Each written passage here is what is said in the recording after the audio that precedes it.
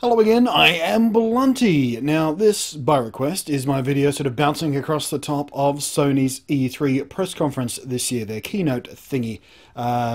Regular visitors to my channel will have, or may have, already seen my Microsoft coverage of the same thing. There weren't very many exclusive games. They did talk about some stuff that had exclusive features or exclusive content, like for example the new Batman game. There's a couple of exclusive skins for Sony. One of the two exclusive skins is really cool. It's kind of an Adam West style 60s Batman skin, which I think is just groovy.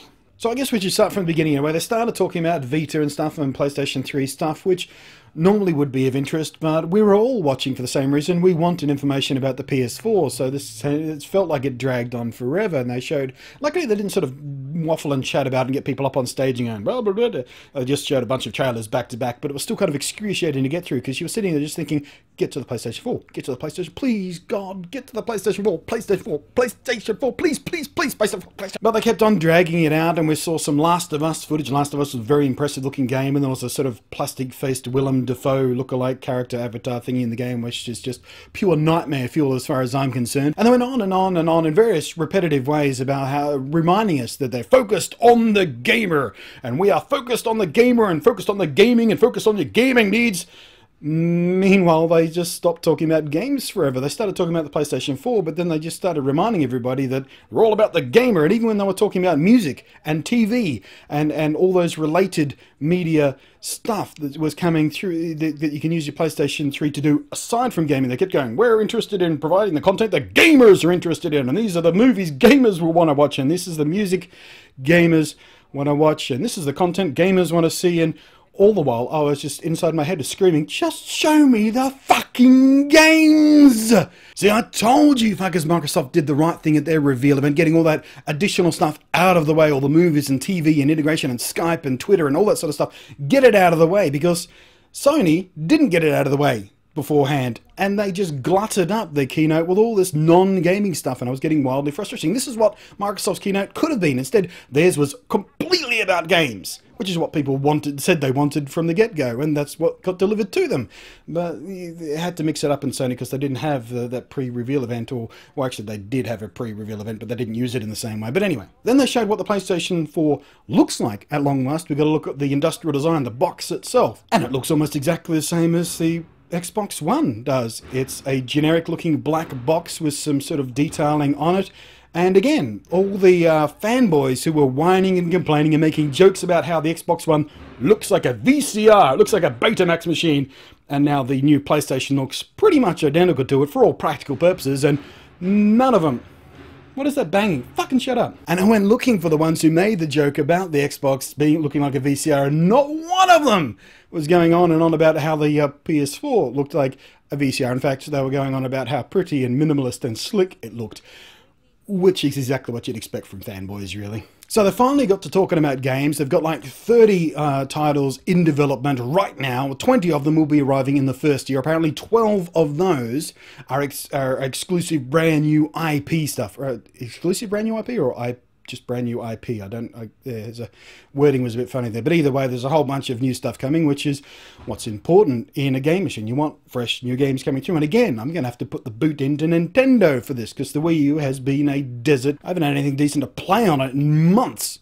But anyway, this is about Sony. We'll get back to that. I showed off a bit of Killzone, which is all well and good. I never really got into Killzone that much, but this one sort of had a hovering robot that dropped down an electronic shield and it went off, and it looked pretty cool and stuff. I mean, I guess Killzone people will be all into that. Sorry, I'm just checking my notes. So yeah, we had some sort of generic driving game thing going on, sort of boring, predictable driving game, generic number 428.87.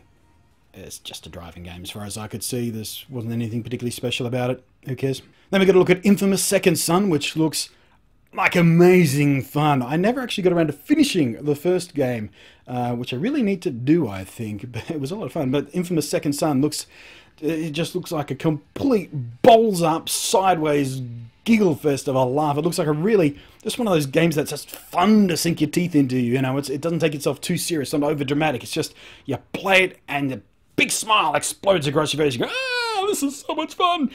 Fire, blah. Then they showed us something called Knack, which reminded me a bit of Skylanders. And then we had a tech demo, which was basically a 3-minute long preview of an apparently 12-minute long tech demo, all running live, in-game, sort of in-engine stuff, and it looked spectacular. It was called, check my notes here, Dark Sorcerer. It was called Dark Sorcerer, and it looked stunning, like gob-smackingly, jaw hit the floor, just eye-bogglingly, deliriously epic. I think sometime tomorrow we get to look at the full thing, so I'm very much looking forward to that. But if that's what the PlayStation is capable of, you know, before even day one, just do the simple tech demo, in-engine tech demo, it looks... I'm running out of words. I'm running out of, what are they, adjectives, really.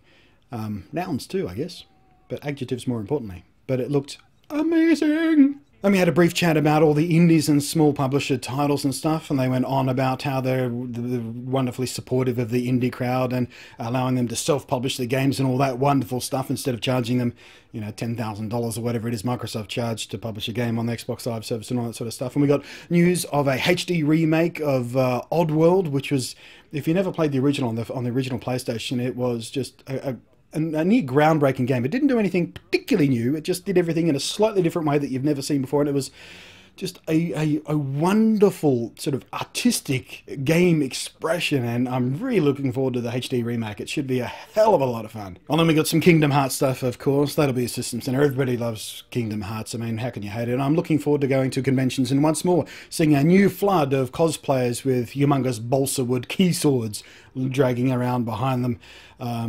I know a few of you guys actually who built your key swords a few years ago when Kingdom Hearts was last really big, and you should get at it again because that stuff was wonderful. It's just brilliant just seeing people with a gigantic key sword over their shoulder in full costume at a convention or something. You know, screw playing the game. I just want to see the cosplayers lugging around those big handmade key swords. It's just awesome for some reason. And then we got to see some more Assassin's Creed, and some more Watch Dogs as well. I won't go over those because they were in the other event as well, the Microsoft event, and I think I bounced across those fairly adequately. Although I will say that, it's kind of hard to tell because I was watching relatively low-res streaming video of these events coming from, you know, across the Pacific Ocean and stuff like that, and with 480p or 380p or whatever it wound up being in a fairly low bitrate. But Watch Dogs on the PS4 looked, to my eyes, to be significantly prettier and crisper and clearer and more beautiful in every way on the PS4 than it has been on any other footage I've seen of the game to date. Like I said, whether that's the difference in the streaming that was using, because everyone I was watching was using a different streaming technique anyway, so, but yeah, I would say it's probably down to the power of the PS4 because it looks to be like it has the most raw power of any system in the coming generation. So looking forward to seeing that. And then again, this is all sort of day one stuff. And as always with the launch games, this is just sort of the tiniest hint of what can be. It's like I talked about in the Microsoft video with Forza. That looked brilliant, and that's sort of day one stuff. And you know, 2 or 3 years down the track, when all the devs work out all the little tricks and niggles to squeeze out the very best of it, things are going to look just astonishing. I'm really looking forward to it. Then it was time for a bit of sports, and my sort of eyes glazed over in a bored look. And then Elder Scrolls came out, Elder Scrolls Online, I should say, which apparently has a exclusive beta for PlayStation 4. Not an exclusive title, just you get to play the beta exclusively on it apparently, which I'm not sure how big of a deal that is really, or if anyone's going to buy a PS4 just to play the beta of Elder Scrolls Online. Maybe they will. There are some hardcore Elder Scrolls fans out there, but I doubt it, so not really a big deal in my mind. So anyway, that was all the games pushed out of the way. Now it was time to really, well, to stick the boot into Microsoft, basically, is what happened. They put on a big steel-toed, shit-covered boot and just kicked Microsoft in the face repeatedly, and then put a knife in their thigh. And then they twisted the knife, and then they poured some lemon juice and salt and metal shavings into the wound. And then they pissed on the wound, and then they pointed and laughed. But they did it in a kind of classy way, you know. They weren't sort of needlessly snarky about it. It was all very tongue-in-cheek and very cheeky, but absolutely sticking the boot into Microsoft. They made it very, very clear that their used games policy was very, very simple. And there's actually a video up on their YouTube account right now. It's a minute long or so, and it's like, this is how you share games on PlayStation 4. One guy gives the game box to the other guy and says, here you go, thanks very much. And that really is as simple. So it's got none of this sleazy, slimy, dodgy restrictions and online stuff, and doesn't have to check in online once a day or anything like that. You can play completely offline for as much as you like and all that kind of stuff. And they were very, very clear to get this in because the VOD's been listened to all the fans sort of flailing about and screaming and losing their friggin' minds about it. So they needed to make it absolutely crystal clear that if you want freedom in your gaming, then PlayStation 4 is perhaps where you want to be looking.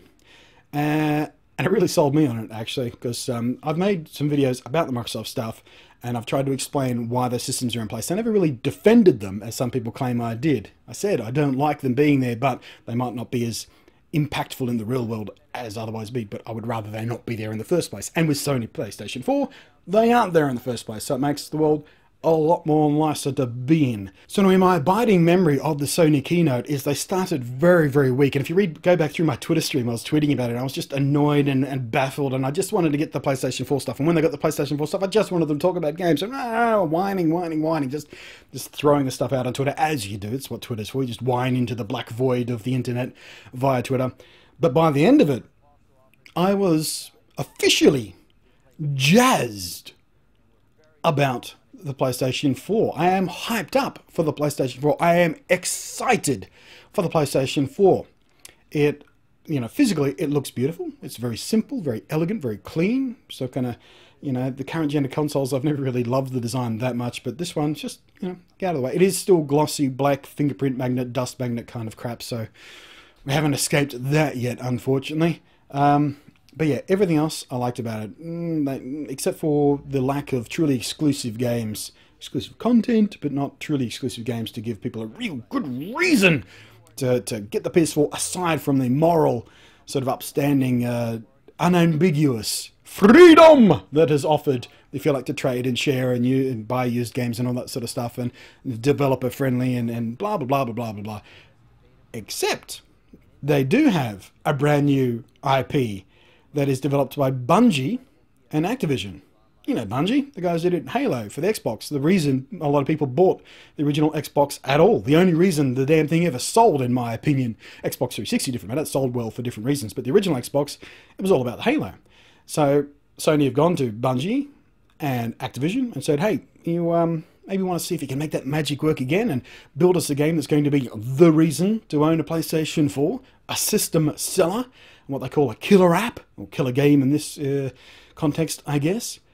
And they did, possibly. It's called Destiny. It's a shooter. It has some vague echoes of Halo, as it would coming from Bungie, but it's not a knockoff or anything like that. It seems like it's got some fresh and original ideas in there. It looks glorious and original, and it looks like it's got some very interesting sort of seamless multiplayer stuff going in, where you can play a single player game or a group campaign and then find yourself in a PvP battle or an open world battle or against the computer and stuff like that.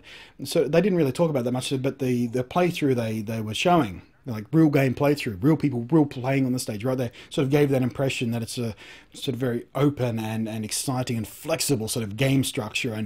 And then Sony revealed that they have in fact locked in Bungie and Activision on this in a long-term exclusive contract. So this is the one they're sinking their money into. This is what they hope will be their Halo, basically. And there's nothing really I can put my finger on that I can tell you why I want to play this game, because if you look at each individual element, it looks like a generic shooter, but then you look at it as a whole and you think, actually that shape it's starting to take is very, very interesting, and I need to play it. And obviously Sony want people to play because they've locked in an exclusive deal and they've invested a lot of time and money and effort into this, clearly. So yeah, I think it will be a bit of a knockout. So that was pretty much it. Aside from that, they talked a bit about cloud gaming, and not Microsoft's kind of cloud gaming where it's server-supported processing or something like that. This is the other kind of cloud gaming where it's streaming game content, like the game is being played on a server over here and you're just getting fed the video and audio and your controls are being fed back to that server. That kind of cloud gaming. Apparently, you'll be able to play PS3 games on your Vita, on your PS3 obviously, and the PlayStation 4 via this cloud gaming service. I didn't really pay that much attention to it because it's in the US only, and I don't think it's going to work very well in Australia if and when it ever gets here anyway, because of the state of our internet. Downloads aren't too much of a problem. Uploads can be a bit of a problem because the prevailing internet connection is asynchronous DSL, but there's no need to go into that. But yeah, different type of cloud gaming seems very interesting. Then they got to the price, $3.99, which seems a bit awesome to me.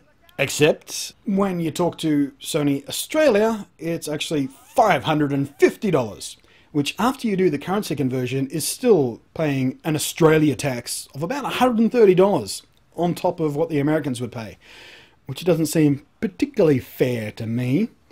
But 550 for a brand new PlayStation 4 still is within the realm of what we've been paying for brand new systems in the past from Sony. I remember when I think the PlayStation 3 first launched, it was something ridiculous, like $699, nearly $700 or something like that. So I guess we're moving in the right direction. But yeah, Sony are obviously being very aggressive about their pricing too. They're going to be cheaper than the Xbox One is.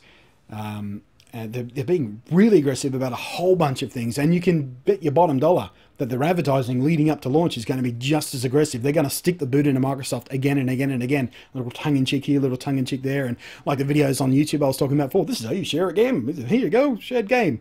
They're going to do a lot of that kind of stuff. I think Sony have really picking up a momentum here, picking up a very exciting rhythm and attitude. They've kind of, whoever's in charge of the sort of prevailing wind of Sony have really sort of honed in to the mentality of the gamer these days. And it's probably because guys, you know, in their mid-30s like me, who grew up with games, are now in positions of power in these companies. So they're there to help push in these ideas instead of the old men that didn't grow up playing games necessarily. But anyway, I'm going off track again. That's the Sony E3 breakdown thing, rambling thingy. This generation, Xbox 360, as some of you long-term viewers may know, I did a video about this. Xbox 360 has been my default console. If there's a multi-platform game, I'll usually get it on the 360 for various reasons I won't go into. They're in another video. But I'm starting to think that the PlayStation 4 will be my next-gen default console of choice, because it just seems a lot friendlier, to put it bluntly.